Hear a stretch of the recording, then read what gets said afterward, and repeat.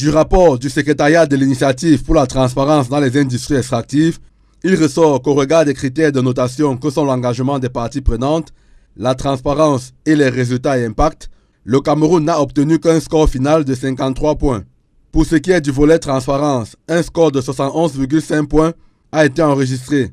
En effet, quand un pays est membre de l'ITIE, il peut vendre en toute confiance ses minerais dans les marchés internationaux.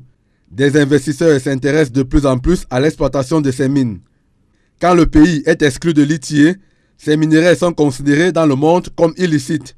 Selon les explications de Christian Timbane Bomo, les conséquences sont énormes. Les investisseurs miniers ne s'intéressent plus à l'exploitation de ces mines. Ces minerais sont pratiquement interdits de commercialisation sur les plateformes et marchés internationaux.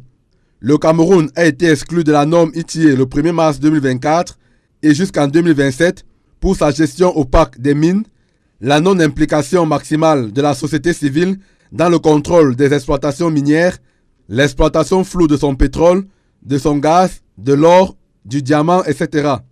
Pour bon nombre d'observateurs, l'affaire Glencore en est une parfaite illustration.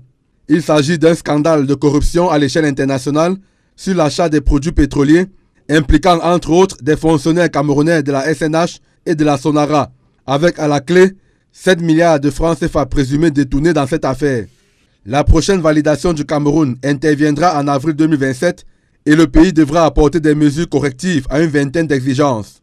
En plus, faudra-t-il que l'ensemble des acteurs du processus se soient approprié une compréhension claire de la norme 2023 qui est plus exigeante sur des questions comme la propriété effective ou encore les questions de transition énergétique.